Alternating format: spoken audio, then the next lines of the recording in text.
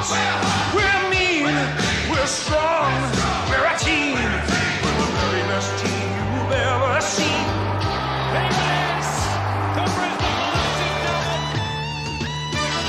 Good afternoon, good morning, whatever time you're listening to this. Happy Easter as well. We are the main event with the seventh episode actually of the main event. I'm losing track of where we're at because of this stupid opening round shit and then round one, round two, etc. Egg mate, how are you doing on this epic long almost Christmas Easter weekend? Well, I'm pretty good. Yeah. Been a pretty crazy weekend for me. Rest of my family went away camping, but I stayed home and just pretty much hung out. Yeah. So yeah, can't complain too much. How about you, man? Yeah, man, not too bad. It's been a very relaxing Easter weekend. Just did a little bit of stuff yesterday, and spending time at home and with the fam and all that sort of stuff. Well, the limited amount of family I've got here. But yeah, it's all been good, man. It's been an interesting weekend for us Lions fans. I know that. So the big elephant in the room at the moment is obviously the boys' Vegas trip that happened in the off season, but we're not going to talk too much about that or even really touch on it. It's just a load of it's just a nothing burger pretty much, and to me it doesn't correlate with our on-field performance. I mean, as Danny Daly said it, that these guys, I didn't even know if Danny Daly said this, but I've seen this in the last 24 hours was that these guys spend endless amounts of time together, especially since that trip, pre-season, the first few games of the season. It's all just a load of shit. So we're not going to even entertain it or touch on it. I know that might have been a reason why some people have tuned into this podcast, but straight off the bat, we're just going to sort of flatten that one there and just get straight into what matters. And to us, that's, our game against Collingwood, man. But yeah, dude, it's been a good break from, real life shit. And, back into it all tomorrow. But till then, just relaxing for the rest of the day and talking Lions, man. So it's going to be a good one. Now, obviously, if we're going to get straight into it, we had our game against Collingwood on a Thursday night, Easter Thursday clash, as we do every year. Egg, mate, you were at the game. What was your experience of the game? How was the atmosphere and everything? Let's kick it off with a positive note. Atmosphere was really good. Lions were the fans were very, very vocal, very, very into it, which is good to see. Like, we're not losing too much supporter base with the rough start to the year. It was a decent enough game. Like, quarter one wasn't the best. Quarter two was incredible. Very, very good. Like, there was we were starting to recapture how we played in the first bit of the Carlton game. Yeah. Quarter three, momentum kind of got killed by some dodgy umpiring. I don't care if that sounds like I'm being biased. Like, there was some objectively shit calls in that third quarter, which was frustrating to see. And then fourth quarter, we just kind of gave up and then took the L. So it was a weird game. Not as bad as the Carlton loss, I don't think, or even the Fremantle loss for that matter. I didn't feel that freaking bad. I was disappointed, but I didn't feel hopeless, because we were showing some really good patches and a lot of people were improving. Payne looked a bit better. Chalky was very good. McCluggage was good as well. Charlie Cameron got some points on the board as well, which is good to see that he's still going. He's trying to push through some goal kicking form. Darcy Wilmot looked good. There's a lot to look forward to, but it's just got to iron out some shit, I think. Yeah, absolutely. Sort of put it the best that way. It was a big improvement on the Carlton and Fremantle game, which gives me some hope sort of moving forward as well. I mean, obviously we start the season off with two very disappointing losses after such a strong preseason. I mean, again, we don't look into preseason. I swear I say this every week, but just after those performances, this is reassuring to see the boys, across the board play relatively solid, except for a couple of players in question who we are going to be breaking down in this show here, because obviously in this show today. I sort of feel like my formatting is all over the place, but we are going to be, obviously, after this Collingwood review, going through, as our season at risk. We're going to be also talking about a certain player that is not in my good books right now, or many Lions fans' good books, and sort of seeing where can we go next with him. We're also going to be chatting about if Chris Fagan is really that coach to lead us to the flag. I mean, it's got a lot of talking points coming out of this game against Collingwood. So for those not in the loop, Brisbane, we went down 10-12-72 to Collingwood's 14-8-92. 20-point loss to the reigning premiers. I mean, this one stung, man. This was a massive gut punch, personally. But at the same time, I've got to also remember it is only March. Well, it's now April, but it was March when this game took place, and premierships are not won in March. So it does put us down to 0-3 for the season, unfortunately, so far. But I mean, I feel like we've been in this situation plenty of times over the past 5 years. We've been up and about. We go back to last year. We started off 1-2 with some pretty ugly losses, much uglier losses than what we've experienced this season. And it sort of made me, that's why I went on our Instagram page on Friday morning and sort of just gave my big spiel. Because when I woke up on Sunday morning, I saw so much negativity from a lot of Lions fans, which really brought my mood down a lot. Because, after that Collingwood game, like, don't get me wrong, I was upset. I felt like I'd just been punched in the gut. Like, I was pretty upset about it.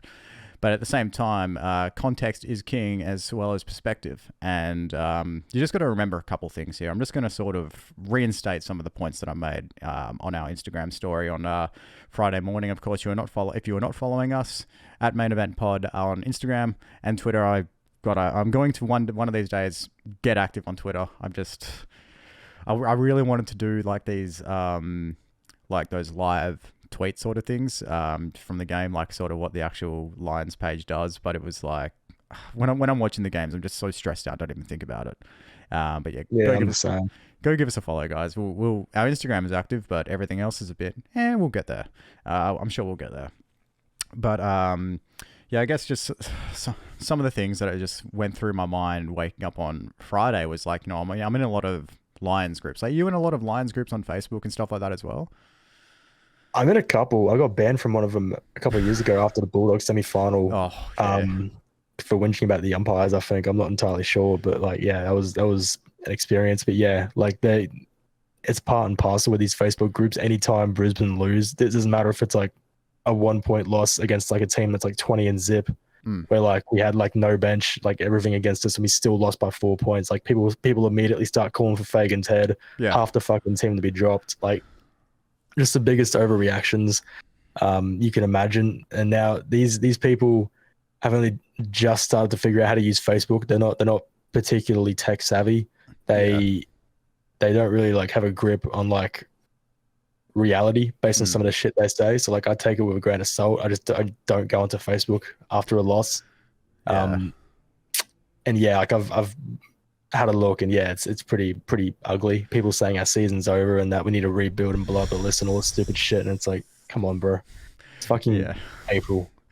Come on. I had to like leave those groups after that game, man. Like I've been in those groups for years, man. I don't really participate too much in them. I just sort of like to sort of see the vibe of like what other Lions fans are feeling. I just like to read that shit after a game for whatever reason. It's a bit weird of me, as well as like all the Reddit idiots, man. Oh, they're all over the place, and that's why I went and posted about the fair weather fans on Friday morning, because it was just everyone is so quick to give up on this team, which is mind-boggling to me. Because let's give a quick reality check here. Our list, like while the average age is 27, 28 years old, I know it's the third oldest list in the comp. We got some fucking depth that is very young in our VFL team. We are. I think people really seem to forget that, because we're not going anywhere. This team is not going to a rebuild anytime soon. It's unless something seriously fucking wrong happens, we have another like go home 12 or something like that. This team isn't going anywhere, guys. So I don't know why everyone's sort of freaking the fuck out, because we're going to be maybe not contending, but we're going to be up there in the top 8 for the foreseeable future, given our future. And a lot of the younger players. I don't mean to put more pressure on the club or anything by saying that, but it's just sort of with how good a lot of our youngsters are. We got Will, we got Levi coming in. How good was fucking Moddy on Thursday night, man? Just Jasper. Like it goes on. And a lot of these guys are just really young players. So everyone that's sort of saying our premiership window's just been slammed shut, you're freaking the fuck out, and maybe you just need to get off the internet for a day, because that is ridiculous. And getting back onto like the fair weather fans, it's sort of just like at this stage in the season, it is fucking round 3. Again, we have been in this position last year. We were in this position in 2021, I believe it was. There's been numerous occasions in this successful run where we've been able to start poorly and end up finishing really strongly.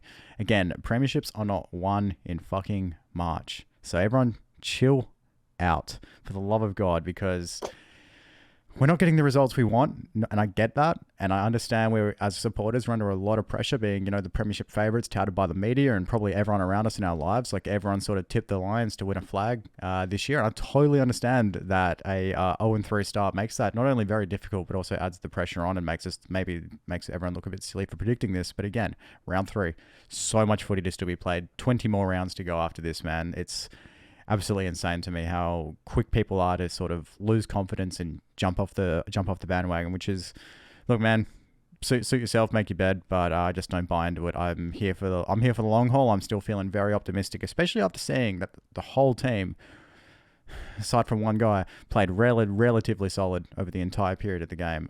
Collingwood were really fucking hungry, man. They were putting on so much defensive pressure on us. Like, their tackling was absolutely insane. We just got to remember as well, like, Collingwood were under so much pressure over the past few weeks. They were hungry for this win. They were so fucking hungry. I guarantee you right now, Craig McRae does not like being told that his team is going through a premiership hangover. This is a guy that's won 3 flags as a player. Like, if anyone knows anything about premiership hangovers and what it's like to win a premiership, it's Craig McRae. And he would have instilled some sort of mindset that he's had during his playing days, particularly in finals, into his playing group. And you could just see with the pressure and the way that they were playing, with the urgency they had, that was a different Collingwood team from the past few weeks. We could have beaten that team, don't get me wrong. We were very capable, but there was a lot of missed opportunities here, especially when the momentum was all in on us.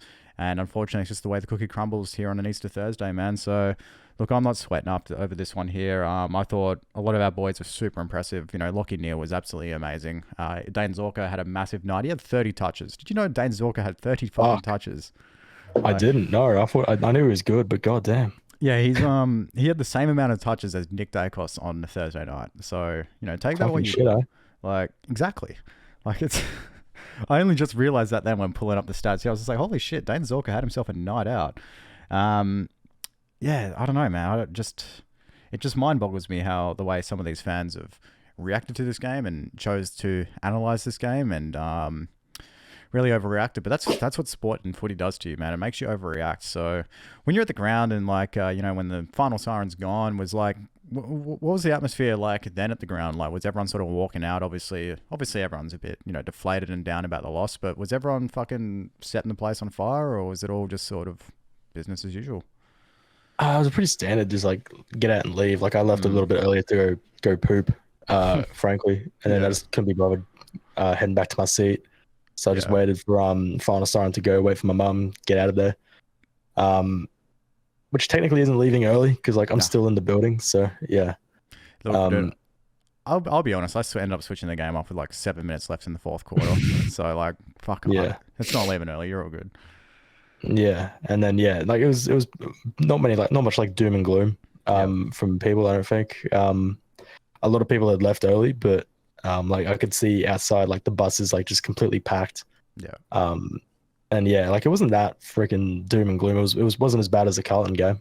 Oh yeah, I mean, when you lose in that fashion to Carlton, 46 points up, it's fuck. I would have been ready to set the place on fire. To be honest with you, it was just, that's an ugly loss, and that's a tough one. Like, that's what I sort of think about. Is I think about how I felt after Carlton, and even like the Fremantle game on my own.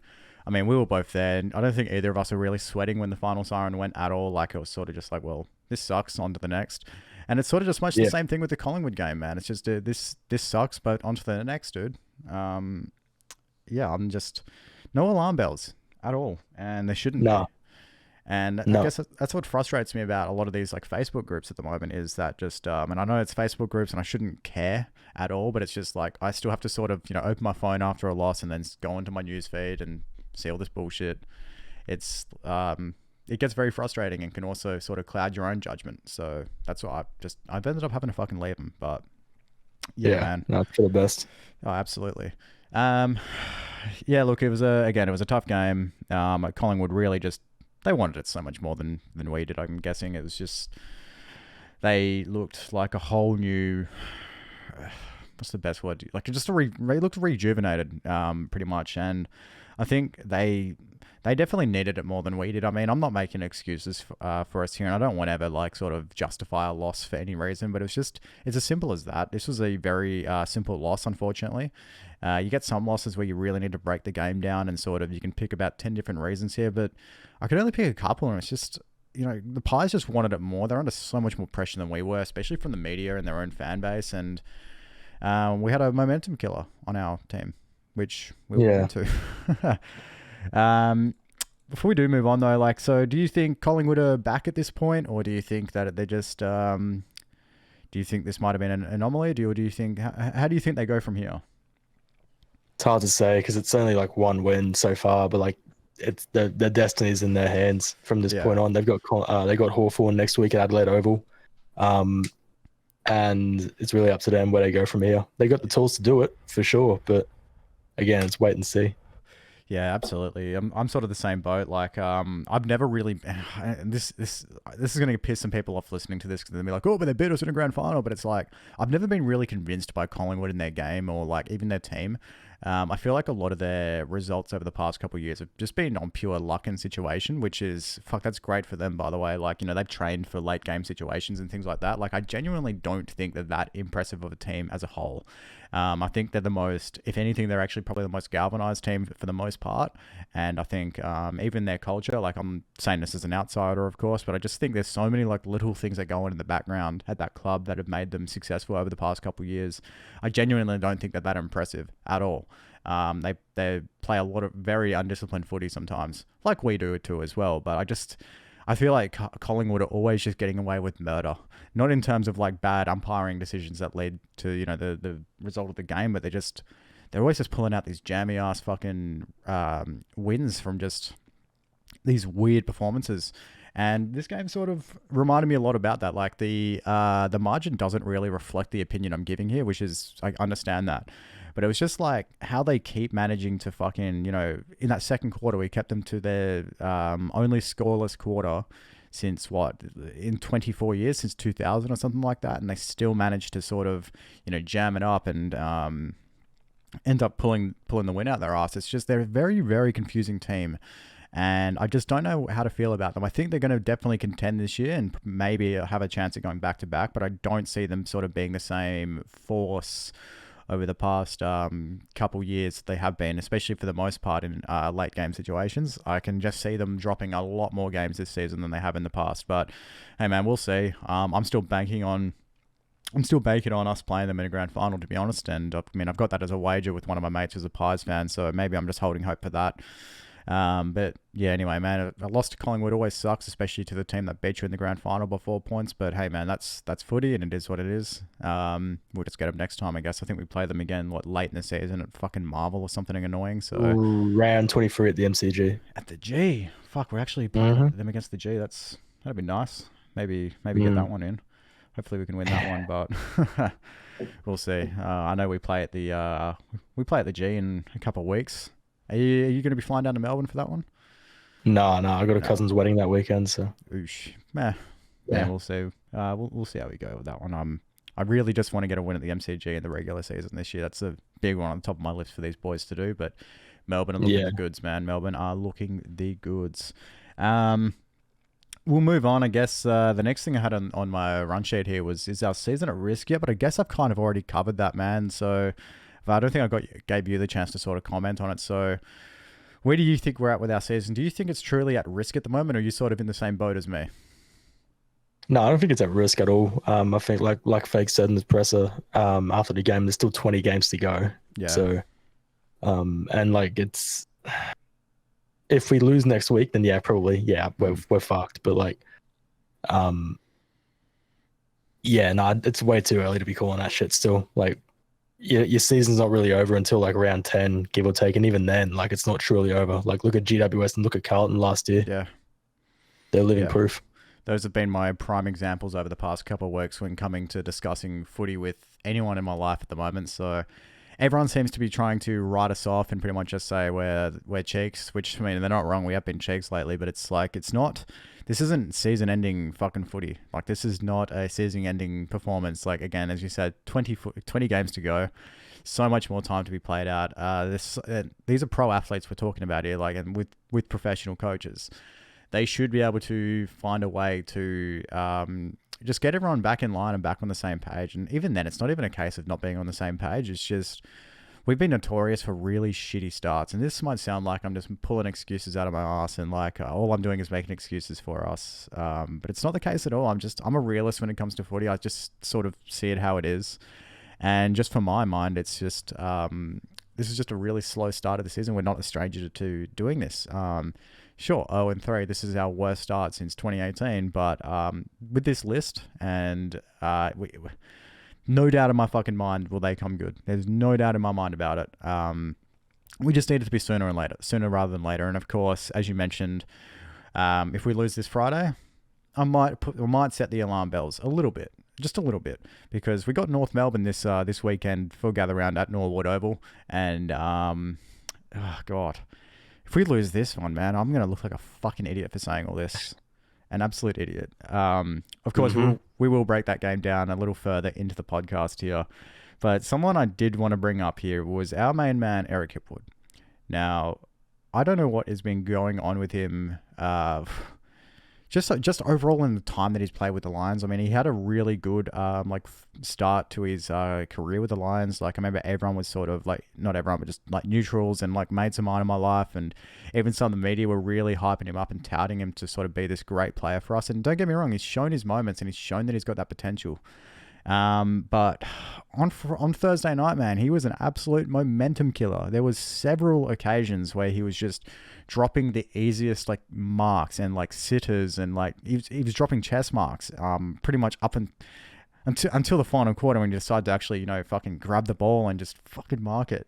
But up until that point, he was destroying our momentum, man. Like, the amount of inside 50s we had in that second quarter, that could have been way more, because Eric Hipwood at so many times in this game was, in the center square, in a paddock. On the odd occasion, there was a bit of a competition for him, but most of the time he's in a paddock and he's just dropping these easy sitters. And it just killed our momentum, because those would have been more inside 50s entries. Now, only no one can tell us if those were going to lead to any scores or goals or behinds or anything like that. We don't know that.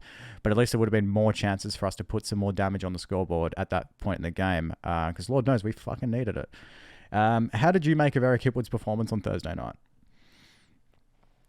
It wasn't great, but I think it's ridiculous to put the blame at the feet of one guy. Yeah, he's not had a great start to the year, but like, he's shown he's capable of a lot, and I think he maybe a spell in twos for a couple of weeks, give him some easier competition, give him like a bit less pressure, a bit less attention, give him a chance to find his confidence and his mojo back. Maybe that might do him some good. Yeah. But yeah, he certainly didn't help on Thursday, but he didn't. I don't think he cost us a game or anything like that. You can't lay it on one player. Yeah. I mean, I understand that. I mean, I've gotten pretty in my feels towards Eric Hipwood since Thursday night. I think he, in my opinion, he did play a massive role into us losing. Obviously, it's a team sport though, so I can't. As much as I want to plant it on just him, I can't. But I think in my mind, I'm still going to, unofficially. But it's sort of just, yeah, you're right. Like, you can't plan on one guy. There is 22 other guys on the team that played on Thursday night. But I guess it's hard for me to make the judgment, because everyone else played relatively solid. And I guess that's what makes it really difficult for me to really judge this one and try my hardest to not be so unfair on Hippie. I know that my perspective on him right now might actually be pretty unfair on him. I'm happy to admit that. But I guess it's been relatively consistent as well over his journey with the Lions. He's had some really good games, but unfortunately, those seem like they to me, they feel like they're coming every 10 to 15 games or so, and you have a really good stretch of footy for probably 2, 3, 4 weeks, and then he sort of goes back to his usual self. And I just don't know what needs to be done to really bring him out of his shell. He seems to be very hesitant when it comes to contests, and I understand with a guy like I'm a skinny guy, I'm pretty lanky. And so is he when you put it in the perspective of, with other footy players and stuff like that. He looks really lanky on the field, which can actually come to that can be an advantage for us as well, because he's a good runner. He's got those long fucking arms, so he's got an immediate advantage into the marking contests. But I don't know what really is I don't know what his problem is and what's holding him back at the moment. He just seems really hesitant to get into a contest and really just do something to sway that into his favor, even if that is just a knock out of the contest and back into our forward line or something like that, or even deeper into our forward line. It's just been really weird, and I guess it's just it's disheartening for me because this guy's on a 7-year contract with a bag, and so we're stuck with him, and we have to. Well, we're not stuck with him. That's probably a really rude way to say it, but we've got Eric Hipwood on the list for quite some time still to go now, and we've got to really embrace Hippie. That's going to be a challenge for a lot of Lions fans, particularly me as well. But we've got to embrace him and probably get around him as well. I don't think going onto the Lions page, not knowing if the players really read it all or not, I'm sure they're instructed not to read it, not interact with anything.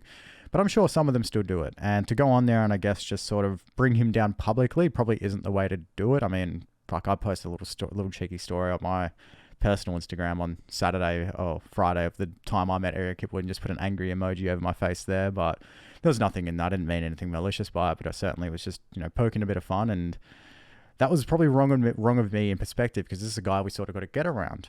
And that goes for the whole team at this point in time, and I guess goes back to the point I was making about the Facebook groups, is that this negativity isn't going just in the Facebook groups, but also on our social media pages. And again, I don't know if the players read this shit or if they're instructed not to or what, but assuming that they do read it out of curiosity on their own end, we shouldn't be, going on there and absolutely dragging players for this sort of performances. We all know he played like shit. We all know he did. But to go on to social media pages and just sort of bring him down and talk all this shit about his game and say, oh, can we fucking trade this guy or drop him from our list? That doesn't do anything for his confidence. We all want to see Hippie play well. We're supporters of the club, so we're supporters of Eric Hipwood.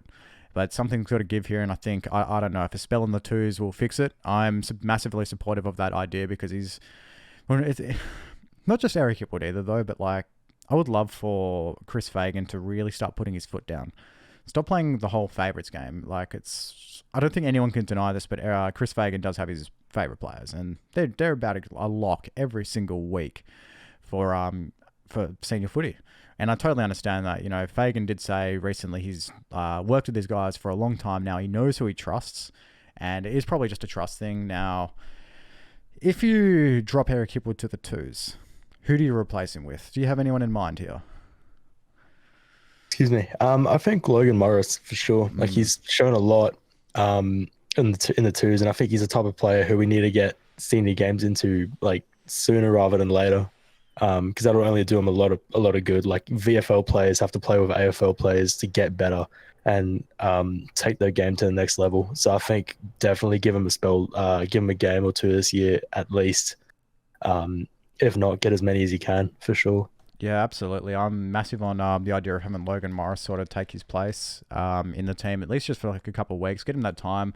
But at the same time, I'm also we are playing North this weekend and this Friday, actually. We're playing at a really interesting time. It's a Friday afternoon at 2 o'clock my time, which is interesting, but I'm excited for it, man. New venue as well. We'd never played the Norwood Oval before, so it should be exciting. But yeah, look, I'm massively supportive on the idea of Eric Hipwood going to the VFL, but at the same time, this is North Melbourne we're talking about here, so maybe let's give him one more chance against a strongly inferior opposition. Now, I know we don't take oppositions lightly at all, but this is North Melbourne we're talking about, and they've got a lot of growing to do. And this is the team, straight up on paper, that we should be demolishing. If we play the way we have been playing, though, that's pretty questionable because, North have been playing pretty strong footy in the first couple of quarters of their games, but they just don't have the gas in the tank to, play out the full 4 quarters, which is unfortunate for them. So it's a one that I'm sort of feeling a bit weird on, but I'm supportive of either way they go with Eric Hipwood here. It's just a case of if you're going to put him in the twos, do it for a couple of weeks, really stand your ground on it, because as the point I was trying to get to before was that Chris Fagan, he's got his favourites, he's worked with these guys for a while, and he knows who he trusts, but maybe that sort of needs to go out the window, and he sort of needs to make a statement that no one's spot is safe. and that might, put a rocket up some guys' asses as well, and maybe give them the shot of confidence they might need. I mean, I know being told that you're going to be playing in the twos if you play like shit doesn't give you much confidence, but it gives you motivation. And I don't know if that's what we sort of need Fagan to start doing or what. I'm not a coach, so I don't know. But I think it would certainly be a message to the team if Hippie got dropped to the twos. Because from memory, I don't think there's been a time where he's ever been dropped. He's just been playing senior footy ever since he come into the side. And that might just be what you need to do. Because I know a lot of people have been calling for Berry's head recently, but I thought he was actually great against Collingwood on Thursday night, man. Like, people have been really harsh on Jared Berry. I probably have been as well a little bit, but I think he really put a lot of doubters in their place on Thursday night. And I just love for the same thing for Eric Hipwood right now, because Lord knows he needs that confidence. But I'm just trying to pull up Logan Morris's VFL stats here, but I don't know if I can actually find them. Fixture? Sorry, it's fucking terrible podcasting. They're trying to bring all this up on pod, but here we go. Logan Morris. So he kicked 3 goals. He had 14 disposals, 13 kicks, had 9 marks. Now I don't have any context to these if they were like, just isolated marks, if they're in a contest. But it's some interesting signs there, man. I think Logan Morris could really, again, this is part of what we opened up the show with like the future of our list. Logan Morris, in my eyes, is probably part of that, as well as Brandon Ryan. Our new Hawthorn recruit. He seems like he's got these really sort of he's got these really lanky arms, and they used to call him Bones at Hawthorn, or Sticks or something like that. And he reminds me a lot of Eric Hipwood. So I think maybe a like-for-like replacement almost, in terms of physicality and well, not physicality, but his physicals in terms of height and weight. Have you seen much Brandon Ryan footy? Have you actually has he played a game for us at all yet? Hang on, before I ask my next question. I'm not sure. I don't know. I don't think he has. No, he hasn't. But I know that he did kick 3 on Darcy Moore last year, so that's a lot of fun. Damn. Yeah, I mean, the question I was going to ask was, have you seen much Brandon Ryan footy? But I don't think he's even got a game for our VFL team yet, so no comment on that. Not yet. Yeah. Before I move on from our diagnosis of Eric Hipwood here, I think we've sort of come to the conclusion that he might need a spell in the twos, but either way, I think we're going to be supportive of him no matter which way he goes, despite being an absolute momentum killer.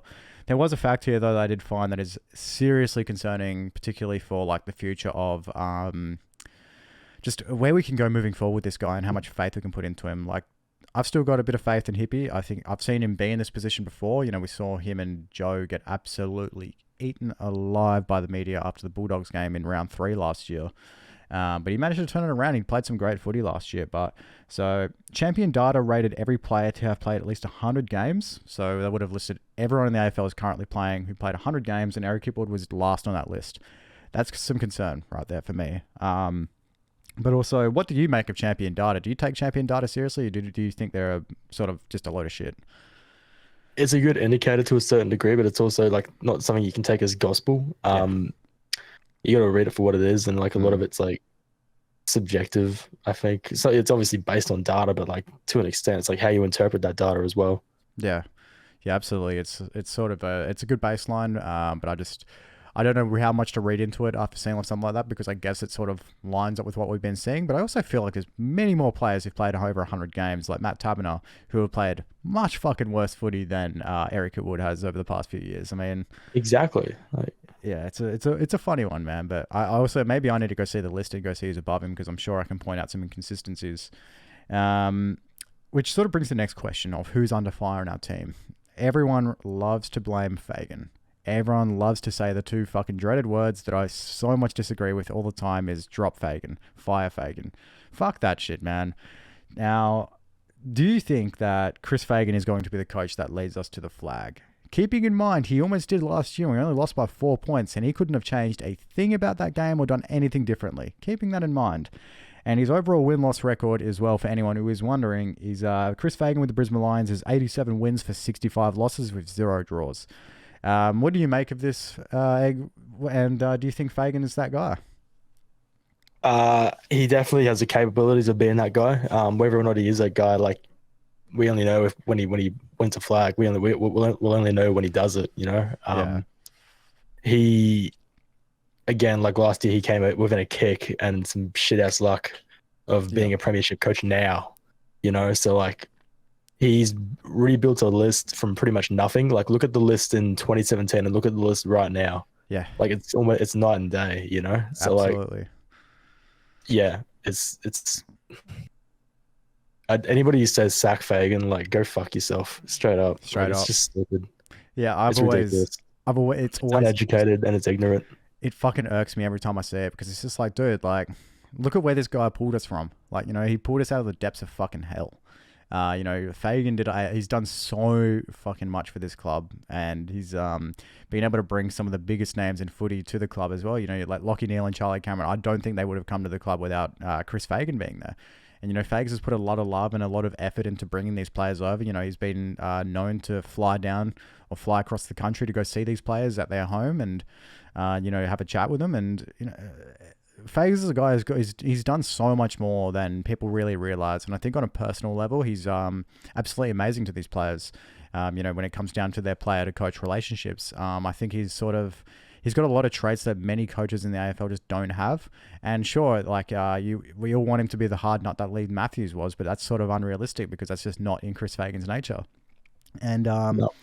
I think as well, people need to sort of realize we are in a totally different generation these days too. Yelling at your players and fucking spraying them for shit losses or like, shit ways of playing footy, it doesn't seem like it flies these days anymore. I mean, I'm sure it does in some teams. If Chris Scott was fucking, yelling at me, I'd be like, all right, I'm in my fucking place now. But, playing groups, they vary from each other in terms of, it could be mentality, it could be how they handle their emotions as well. These are all these groups of players are vastly different from each other, team to team, and they've all got different sets of cultures. And I think they're in love with this idea of having Chris Fagan leave and bring a hard nut coach in. I totally disagree with that because we don't know what these boys are like behind the scenes. We don't know if Chris Fagan being as nice as he is and is like like the granddad or the nice uncle or whatever we all love. I don't know if that plays a massive role into our culture and how much players actually listen to him and feel motivated to play for him. But I feel like, in my eyes, he is the right coach to sort of lead us to the flag. He's already come so close and within 4 points already. And I guess it's just something I want to address with all the comments I'd seen over the past few days about, sack fags and fire fags, because we see it all the time. Like every time there's a bad loss and no change of coaching plan and all this fucking bullshit, it's just like everyone's so quick to fire the gun at Fags, and I just think it's wrong. Like, this is a guy, again, that pulled us out of the depths of hell. He's brought superstars to the club, consistently brought superstars to the club, and, he's changed our fortunes each and every year. We seem to get closer and closer and closer every single year, even if the ladders don't reflect that in the past. Come September, we all feel like this is our year, and I feel like that's something that most other teams don't get to experience, as well as... and a lot of other teams are just always changing their coaches and they never really get the chance to really connect. So I don't know if we're giving him the benefit of the doubt because of the time we've spent with him, or if, the time we spent having him as our coach, or where we were at before we had Chris Fagan. But I do feel like as well, I've seen enough from Chris Fagan to know he is that guy to lead the club. So I'm assuming you totally feel the same way on that one. Yeah. We've been a genuine chance of winning a premiership every year since 2019. Yeah. And that's insane to think about as a coach. So as a coach, I don't think he has much to answer for. No, absolutely not, man. He's done absolutely everything he can in his power at this point. And at this point, it's just, do what you know and do what you know and do it the best that you possibly can. And I feel like either way he goes about it, he will find some success. Even if it doesn't lead to a flag, we've gotten pretty fucking close to it. And where we were under guys like Vossi and Lepic, this is more than we ever asked for when Fagan came on, and then some. And, we're still a chance for the flag. In my eyes, we're still the premiership contender, as much as the media and social media pretend like we're not anymore after 3 games. I absolutely feel like Fagan is that guy. So it might get to a stage, though, in the next couple of years where we might need some sort of a refresh. But right now, I don't think it calls for it at all. I don't think it's justified. And I think as well, he's the coach that everyone trusts, and everyone respects him. So at the club, so I just feel like it would be wrong to sort of sack Fags and fire him, and I feel like that would actually truly throw our season into turmoil, because then that's all new systems they need to start, writing up and probably a whole new like assistant coaching team and all this sort of stuff. So if it ain't broke, don't fix it. In my eyes, it ain't broke. So it's just sort of one I wanted to address there, given again some of the comments I saw over the weekend. It was pretty sad, really, and I'm really glad Chris Fagan doesn't have social media, because he'd be fucking subject to reading some absolute horse shit. God, it was good to get that rant out of the way. Yeah, sure. Yeah. Let's preview North Melbourne, because we're going to talk a lot about North Melbourne this episode, and we're also going to talk a lot about Gather Round, as I know that's got a lot of this talking points to it. I know obviously you're going down to Gather Round this weekend into Adelaide, so we'll break down some Gather Round stuff too. But until then, man, we got North Melbourne this week. Of course, they're coming off their loss to, I believe, oh god, I fucking watched the game. Carlton, that's right. Coming up against a loss against Carlton, and in my eyes, man, like for the first half of that game, they were pretty in it. So, what do you make of this game, man? And are you nervous by any chance? Quietly confident, but like, yeah, you can't help but feel nervous at this point, man. Like, North are capable of playing some very, very good footy, and yeah, it's going to be up to us if we want to win or not. Like which team shows up, the Lions from quarter 3 or from quarter 2, or the Lions from quarter 3 last week. So it's in our hands, man. It's up to us for sure. Yeah, look, I'm quietly confident like you as well, but I'm pretty nervous about it too, because this is an extreme danger game for us, man. Like this is the North Melbourne team that don't really have much firepower behind them other than Harry Sheasel and LDU. I'm sure I'm missing someone in there. I feel like I am, but Larky? Yeah, Larky. Yeah, he's a really fucking dangerous forward. And this game is in our hands either way it goes about it. If we can choose to lose this game, we can choose to win it. And I'm hoping it's the latter, obviously. But it's not a game to be really taken too lightly either, because we had every opportunity to sort of lose this one. And I know a lot of Lions fans went into the Freo game very confident, and look how that one turned out. But I feel like with this North Melbourne game as well, this is the perfect game for us to sort of play ourselves into some form. We've come up against Carlton, who are obviously, a fellow flag contender at this point. I'm going to straight up admit it. I believe in Carlton now. I've just sort of seen the footy they've played, and it's pretty consistent. I wasn't won over by them initially, but I think as well now it's just like, okay, shit, these guys aren't fucking around.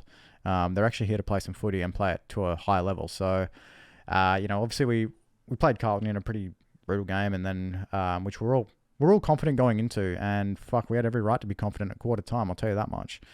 But going into Freo as well is sort of like the same boat. I think this is just as big of a danger game as the Freo game was, probably on a much bigger degree now because of how North Melbourne have been performing. We've actually got to see where they're at up until this point. I know you've watched their games, I've watched their games. Whereas when we played Freo, we had nothing to go off, so everyone was pretty confident. Whereas this time, it's a bit, we could be confident, but really, I don't know. It's a funny one, man. And I think if we do lose this game, that would, as I said earlier in the show, this would be the alarm bells. Are you sort of, first of all, are you going to this game? Yes, Surely. absolutely. Yeah, I've got a ticket for it. Thank God. Yeah. Should be good, hopefully. Yeah. Well, fingers crossed, man. I don't know. I don't like thinking about footy right now, but yeah. Yeah. It's tough, man. Like, I'm sort of in the same boat. Like, I don't really want to think about footy or like, even our team at the moment. We've got a fucking podcast to record, and it's sort of making me think a lot about it. And that's it. Yeah, it's not great. I mean, this podcast, I feel like once later in the year will become very fun to record, but believe it or not, guys, these episodes are pretty difficult to record. Like, there's not much, like, we're sort of having to make our own energy at the moment, and it's difficult because there's not too much to be excited about. I'm still optimistic, but fuck, it's just, when you go through a rough patch like this, it can make it really demotivating to be sort of confident and excited in your team. And again, as I said, this is the perfect team for it to play us into form and, get a really, really good win to get our confidence back up. But it's just fucking getting from today, which is where we're recording this on Easter Monday, and getting to Friday from here feels like it's going to be an eternity and like the longest wait, and a really dreadful wait too. There's something really, what's the word I'm looking for here?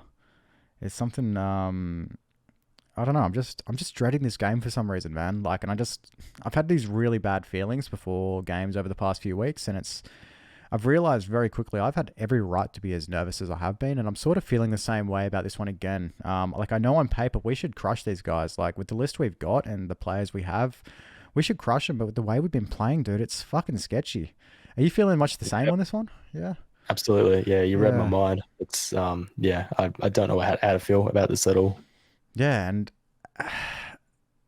there's so much pressure on us in this game too, because it's like if we lose to North Melbourne and go 0-4, the messages we're both going to get, and I'm sure you're not going to check your Discord server for like several fucking days after that game. I'm hoping so. And it's just, there's a lot of pressure on this game, and I feel like this is probably the game I'm going to be the most nervous for out of any of the games so far this season. This is an extreme danger game. So if anyone listening out there, don't be fucking going around this week saying, "Oh yeah, like fucking we'll be fucking getting ourselves back into form. No bloody worries, mate." It's not going to be that easy. It's not going to be that simple. And we've seen North Melbourne; they can hang in there. They've stuck around, like with that GWS game a few weeks ago, man. They played GWS up until the last quarter. That is fucking horrifying to think about, man. What are you sort of making of North Melbourne so far, and where do you think they go this season? Do you think they're sort of going to stay bottom of the barrel? Or do you think they make a move up? I think they make a move up at some point. I think they've shown some signs, some very good signs. If they get their fitness in check, they can win a lot more games of footy than people would anticipate. Yeah, like some of the passages of play I saw last week against Carlton were very impressive, and something that we hadn't seen from North previously. So it's going to be. I still think there's a lot to look forward to as a North Melbourne supporter for sure. Yeah, absolutely, man. Like, it's not all doom and gloom for them. I mean, they've got one of the greatest coaches in the modern era, Alistair Clarkson, and you just got to trust Clarko, man. I feel like Clarko is one of those guys if you just trust the process with, sort of a bit like of a Joel Embiid. But I think in this case, it's if I'm a North Melbourne fan, right, like, sure, it's all been pretty fucked, but you got guys like LDU and Harry Sheasel, and you've obviously got Clarko, and you got Nick Larkey. And there's probably some other Tristan Cherry or Zeri, whatever the fuck his name is. Like, you've got a lot of decent talent there. You just got to start building on that. And for North Melbourne, man, they've got a really vulnerable Brisbane Lions to face this weekend at Norwood Oval. And look, we're not the greatest team on the road either. So this is very winnable for North, and I think that should be pretty terrifying to any Lions fan watching this one and feeling like they're going to be, feeling like it's going to be a cakewalk, because it's fucking not going to be. I reckon there's going to be some seriously testing moments in this game, but at the same time as well, on the other hand, this could be the perfect game we fucking need, and we could absolutely give them the smoke. We don't know how this one goes at all with how weird this team has been playing. Personally, I'm excited for it. I will be tipping the boys to get over in this one because I just feel like this is the game they need. But at the same time, yeah, just a lot of worry going into this one. I don't even know how many more times I can really say that in different ways, but it's just, that's the way I'm feeling about it, man. It's just worry and dread, because I just know this shit the shit storm that's going to come after we if we were to drop this one. It's fucked, man. It's fucked.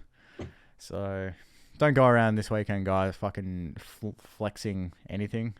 Just be optimistic this weekend. That's all we can really ask for this clash at Gather Round. And speaking of Gather Round, this is the second Gather Round. Now I know you went last year. No, I didn't. No, you didn't. Fuck. Okay. I was about to say I'm 99% sure you did. So, shit, man. First Gather Round. How keen are you for this one? I'm excited. Yeah, it should be a good time. Get to see everybody, get to meet everybody, get to take in the atmosphere and the buzz around our game of footy, all localized in one place. Like, it sounds awesome. It sounds like a dream come true, and it's going to be interesting for sure. Yeah, dude. It looks like it'd be a lot of fun. Like, you'll get a chance to network with a lot of other creators as well, which would be sick for you, and probably meet some guys that you haven't met yet. I mean, I assume you've sort of met most of your online mates at this point, but I guess it's like everyone's going to be in one city now. All the creators, all the teams, all the clubs, and that's exciting, dude. Like, you might get some, like, fuck. I was thinking this last year, like when Gather Round was on, I was just like, fuck, imagine just being out in Adelaide right now. Like, you could see anyone in public. You could see fucking anyone, like, from any team, and that is just wild to think about. How do you feel about Gather Round as a concept? Like, do you enjoy it? Like, do you think it's should stick around pretty much for an eternity at this point? Yeah, what do you make of Gather Round? Do you enjoy it? Without question, it's something that should continue forever. Like, it's a great idea. And I think if they move it to Perth or something like that, it's going to be interesting. But, like, I think keep it in Adelaide right now for the foreseeable future. Yeah. Well, it is due to stay there till I think 2028. They're doing it until or 2027 or something like that. I might be getting that 2028 mixed up with the fucking Tassie Devils. Um, I know a lot of us in Perth were pretty devastated about it staying in Adelaide for another couple of years, but at the same time, I think that's the right move to make from a business perspective as well as just for the fans as well. Just get everyone used to the concept because it's such a brand new concept, and just get everyone comfortable with it and acclimated to it for the first couple of years there in Adelaide, and then start moving it around. I saw a fucking stupid suggestion on one of these stupid fucking Facebook groups, or it might have been a page or something like that, and it was just like, oh, we should have gather round in like all the cities and just do fucking one city per fucking round. And it's just like, oh, why the fuck would we ever do that? Like, like you wanted round 1 in like fucking Queensland, and then like round 2 in Victoria, round 3 in Perth, and round 4 in South Australia, and then round 5 in New South Wales. It's just like, no, that makes no sense whatsoever.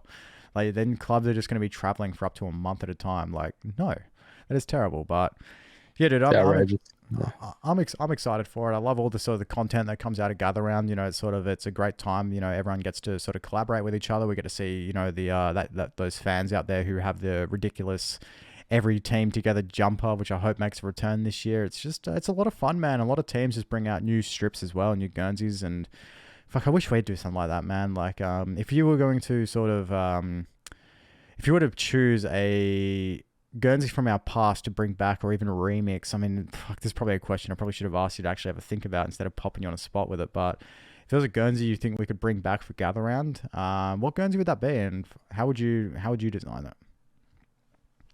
Probably Fitzroy pre-season Guernsey from '96. I think change up the colors a bit. I think because the blue as the primary color doesn't look very good, but yeah. Definitely. That's a design we can use, I think, or just rip off Fremantle, but do it for us. If that makes sense. Yeah, I think it would just be awesome. We just started doing some different Guernseys like that. I mean, I know we do for the Indigenous round, which I absolutely love. Every time we bring those out, they're fucking phenomenal Guernseys that we see. But that's across the league, and I just wish we'd have some more sort of special stuff, for special rounds. Like, North Melbourne's got the Good Friday Super Clash Guernsey, or whatever they call it, and then they've got the Freo does their stealth one for Gather Round, and Adelaide's brought back their they had that stealth kit last year, which was like this year's Clash kit. Well, their old Clash kit, this year's old one, whatever. It's the same thing. They've just brought it back into like a remixed version of it. Like, I just wish we'd do some stuff like that, man. I think our Guernsey design allows for so many like awesome ways to go about it, as well as even just for me, it would be like just bringing back the old Brisbane Bears fucking the V one, where it's like fucking for sure, like that one is absolutely awesome. I wish we'd bring that back and sort of show more tribute to the Bears, even though as much as I'm a Fitzroy man, there's two sides to this merger here, and I love the old Brisbane Bears branding, and some of the old kits, so I wish we would bring that one back, maybe even for like a heritage round if they ever did that again, which would be awesome to see. Now, before we do move on from Gather Round, though, I do want to sort of do our main event of the week here. Now, I was meant to do this at the end of the review against Collingwood, but I just completely crossed my mind. So let's do our main eventer of the week here, man. So obviously, for those not in the know, our main eventer of the week is who we think performed by far the best on ground for us and our eyes. And for me, mate, it's going to be Chalky Neal. He was absolutely outstanding and sort of felt like he was back to his old form. That's how a dual Brownlow medalist plays. How do you think? Who's your main event of the week? I think Neil for sure. Like we missed him last week, definitely. Like you could see, like his impact on the game was considerate. And if we had him last week, not last week, pardon me, the week before against Fremantle, we probably win that game, and then like we could be 1-2 instead of 0-3. Like it's just he's that kind of player. He's good. It's good to have him back. Good that he's not too freaking sore. I know he had a bit of an ankle scare before he got it scanned, and it came back saying he was all good to go for North Melbourne, which is a relief. Yeah. So yeah, I think yeah. I don't know how many more injuries. Give me confidence for sure. Yeah, man. I don't know how many more injuries I would have been able to take at that point. Like I know, because we had the news of Duday going down with his with a partial tear of his ACL, the same one he's just come back from, and that really really put me in a flat mood when I woke up and read that. I think it was on Wednesday morning or something like that. It was just really flat to read about, and even then, I think he would have been a massive game changer on Thursday night, maybe against Collingwood. I think we did miss him, and I know it's rich of me to say because we've never seen him play in Lions colours, but it was just something we sort of need, just a defender like that. And it's a tough one because of all these injuries with all these news with the injuries, should I say, and it's really deflating, and it really deflates you very quickly. But so it's super relieving to see that Lachie Neale, he looked so ginger on Thursday night after he was hobbling around, but he just ran it out like an absolute fucking king and finished the game off unscathed, and he's all good. You can't ask for more from like a champion player like Lachie Neale, and all we need to do now is get him a premiership and he'll be a serious champion of the game. How lucky we are to have Lachie Neale, man. So 35 touches. Well, that's our main event of the week right there, and I'm fucking proud to say it. I think that just about sort of wraps us up with last week's game, as well as sort of what we were talking about on just generally of this episode. But I wanted to sort of just maybe a bit of general footy talk here. So let's have a chat about the season so far, man. So who's impressing you, and let's go from there. What are you making of the season so far? Who's impressing you? Starting to stabilize a bit in terms of like the feel of it. Like after the opening round bullshit, like we're seeing less teams have a bye. I know Gold Coast and GWS are off this week. At the moment, I think it's GWS, Collingwood, and maybe Sydney and Melbourne. I think those are the teams to watch right now. Yeah. The Essendon game and St Kilda game was really good. The Port and Melbourne game could have been really good, but it was pretty good actually. No, what am I saying? Like it was a good game, but it could have been better. Yeah. It was a very good game. It's got me keen for Gavaround, definitely. Like the comp's in a really healthy state, I think, except for like pretty much West Coast. Yeah. Yeah, literally. Like everything is sort of even. Like tipping this year is really difficult. I've gone 2 from 7 so far on my tips or something stupid, and like I'm just being surprised by a lot of teams. Like no one is safe from anyone, and that's so exciting. Like as a footy fan, first and foremost, like it's a really exciting time to be watching every game because you don't know what's going to happen. You don't know who's going to win. These games can go either way. I mean, like yesterday, Richmond of all teams upset Sydney of all teams at the MCG. Like that is it was pretty unreal to even watch in real time. And it's just surprising. Like there's so much of that happening this season, and I'm just I wouldn't write off the Hawks doing the same thing to Geelong today, man. I just can't write it off at this point. Like the comp seems to be in a really good place at the moment outside of West Coast being shit. And anyone can beat anyone. And that's super fucking exciting to me, man. Super exciting. I feel like it's been a while since the competition's been in this spot. It's truly anyone's game this year. And that's what sort of gives me a bit more pressure on us to sort of win it all this year, because the competition in this state makes it very difficult for any team to stand out. And it makes you wonder, because we've been at the top for so long now. It's like, have we truly left it too late? Like, do we have too many other teams to compete with now? Like, I say no as well, personally. But I've always got that doubt in the back of my mind. Like, have we waited till it's really fucking hard to get the job done? I mean, don't get me wrong, that'll make our flag super impressive, by the way. But it's always been hard to get the job done, though. Like look at who was good in 21. Look at who was playing good in 22. Look at 2020, like in 2019, Richmond dynasty in 2019, 2020, Melbourne having an unbelievable year in 21, Geelong having an unbelievable year in 2022, Collingwood in 2023. Like it's always been hard to win. Like it's fucking hard to win a premiership. So I don't think this year is going to be any different. Like it's just going to be another team that we have to deal with, whoever that may be, whether it be Collingwood or someone else is immaterial. Yeah. Yeah, that's actually probably the perfect way to put it. I mean, it's a good perspective to have, because especially for me in my mindset at the moment, like I've just been like, fuck, have we let every other team just get really fucking good before we can actually win it all? But we'll see. I mean, I still tout that we've got the best list, and I still tout that we've I still truly believe that. So if we've got the best list, then I should be confident that we can also beat anyone, which by the way we can. But yeah, man, super exciting season ahead. I think it's going to be a long season for us Lions fans, a super stressful one at that. But I'm hoping it's long for all the good reasons and not, we're losing every game and we've got injuries and fucking all the drama. Let's hope that we'll truly find out this weekend where we're at, man. So it should be an exciting one, and enjoy Gather Round, dude, because that's going to be a lot of fun. Thank you, man. It's going to be good. How long are you there for? I'm going to Adelaide this Wednesday. I'm getting back on the Monday, I think. Yeah, nice, dude. That'd be a sick weekend Yeah. out. Sick weekend Good across man. the board for you, man. Like, how many games are you going Yeah. to? I'm going to 5 or 6. I missed out on a couple because I got my tickets late because I was at work, but Yeah, yeah. I'm going to a decent amount, so that's all I can ask for. Beautiful. Yeah, man, super jealous of you, super envious. I mean, fuck, I could realistically make the trip over if I wanted to. I mean, I finished TAFE this week and go on holidays for a week, which would be very lovely. But yeah, it's not going to be for me this year, man. But I will be hoping to get down there next year, even the year after. We'll see, man. But I think that all just about wraps us up. Unless you've got anything else here to talk about, but I think we're all good. We're going to be all good, man. I didn't want to. Guys, it is really hard for us at the moment to just keep this energy going. I understand we're in a really rough patch, but it's really hard to be positive and sort of, talk about our Lions in a very enthusiastic way at the moment. It's a really testing time for us, but hey, man, we're still going to be back here every week pumping these episodes out, and soon enough, we'll man. get there. Soon enough, We'll dude. get Yeah, 100%. That's what I know we're going to come good. I know we are. So it's just a matter of when. And I'm hoping it's going to be this Friday at Norwood Oval against the Kangaroos. But till then, guys, that just about wraps us up for this week's episode of The Main Event. Go give us a follow at Main Event Pod. Give Egg a subscription on YouTube at EggFooty. Give myself a follow on Instagram if you're fucking interested in what I do, which is not much interesting. I just post a lot of memes. But definitely go give the page a follow, guys. It's where we post every single week. It's probably the best way to keep in touch with us, man. Till then, that's been us here on The Main Event. We'll see you all next week after our game against the Kangaroos for Gather Round.